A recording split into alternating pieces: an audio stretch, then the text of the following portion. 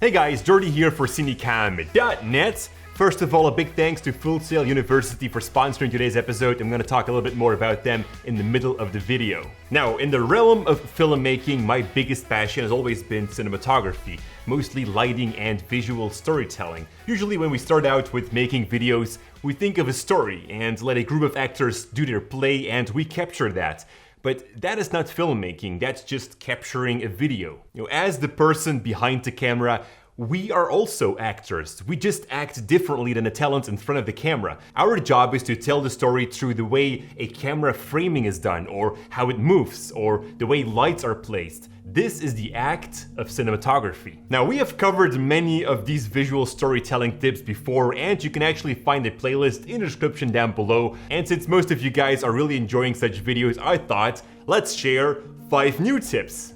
Starting off with the first one, we have 2 characters sitting in a room playing Russian roulette. Disclaimer, we're not using real weapons, these are movie props. Never use real guns, guys. Seriously.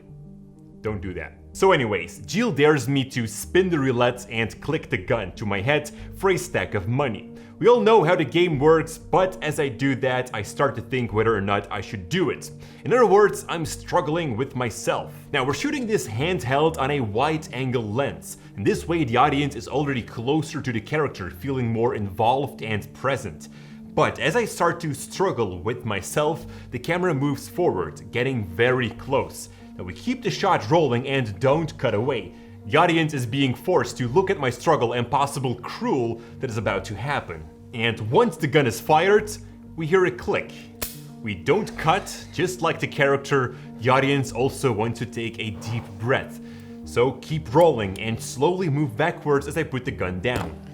Now, this was inspired by one of my favorite films of all time, The Revenant. Not a Russian roulette scene, something completely different, but the same camera technique was used in here to place the audience closer to the struggle of Mr. Glass. Alright, moving on to tip number 2, which is the emotional reveal. A very simple setting. 2 people sit in the same room and one of them tells bad news to the other, which after that other person walks away. Now what I want to do is focus on 2 elements.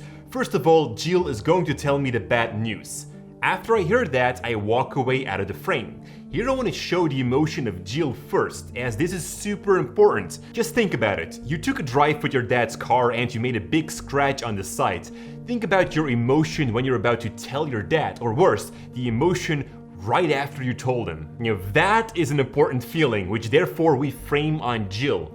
In the background, we can hear the other character screaming, and it reflects on Jill. We don't cut, but we keep the camera rolling as it slowly travels to me and reveals the bad news that Jill brought to me and how the character is responding to that. Sometimes not cutting at all is much more powerful than editing different shots together. It feels like everything takes longer when we show the pain of a character. The longer we show that, the more we as an audience feel that pain. And I think that this scene from 12 Years a Slave is still one of the best executed examples. You can write just books about the visual storytelling of this single shot. An amazing film, by the way, guys. Check it out if you haven't seen it yet. And talking about time, here we have an example of me and Jill sitting at a table, and Jill broke something. Again, which I'm trying to find out what. And there are 2 ways to shoot this scene. If you want it to appear like the time goes fast, then you add a lot of cuts. You work with inserts of Jill as he scratches his head or something, but every time we're making sure that we either cut in an action or even do a small jump cut. We're literally skipping time. Or you make time go slow. You could shoot the entire scene from one angle, but if you do like to cut to different angles, what you need to do is first cut, then have the character in the shot for a few seconds, and then he does his action like scratching his head. When this action is done, you again hold the shot for a few seconds before you cut away. And this makes time go slower, but also the whole tension in the scene becomes much more stronger. Now I've got 2 more amazing tips, but first I'd like to introduce you to Full Sail University. If you would like to be part of the exciting film industry but don't know where to start, then check out Full Sail University, where you can learn all the aspects of filmmaking and cinematography either on campus or online. Full Sail's Film Bachelor's Degree program immerses you into the world of filmmaking from every angle. You'll gain hands-on experience while learning what it's like to work on a large-scale production from start to finish, giving you a feel for the role each crew member plays and allowing you to specialize in the ones that your strengths and interests lay. And then the Digital Cinematography Online Bachelor's Degree program merges you the artistic concepts of traditional filmmaking with the technical tools used in everything from documentary filmmaking to commercial productions and web video, preparing you to be a jack of all trades in a small crew production. Now, some graduates have even gotten to work on films like The Avengers, Joker, or TV shows like Game of Thrones and The Mandalorian, just to name a few. Now, to find out more about these film programs and how to get started, you can click the first link in the description down below or just head straight to fullsail.edu/Cinecom. Alright, let's continue with character relationships. Now, there are a million ways to visually show the relationship between two characters, but for this video, let's have a look at 3 examples. Very simple. In the opening of a film, we see a row of chairs and 2 characters are sitting in there. When they sit next to each other, we perceive them as friendly. They know each other and there's a positive relationship. Placing them apart from each other indicates that they probably don't know each other, or at least they don't like each other. Now, when they sit close together, you can also play with the direction that they are looking at. If one bends over and looks away, it indicates that this person knows the other character but isn't friendly. And you could do the same thing with the other character, or an opposite, have Jill look at me and sit up straight. This indicates that Jill wants to be friendly, but I don't. So think about how you position each character to each other. It tells a lot about their relationship without having to actually say it. A second example is where we want to show the emptiness of a person or being abandoned. In this case, we of course film just one person, but we always make sure to make a framing that should include a second person. So we show that emptiness. In this way, your actor doesn't have to overact to show the audience that, for instance, his partner left him. We're visually telling that story through camera framing. And then a third example of character relationships are working with set elements. Now, Jill comes to me to tell me that one of my relatives died while I'm giving water to a plant.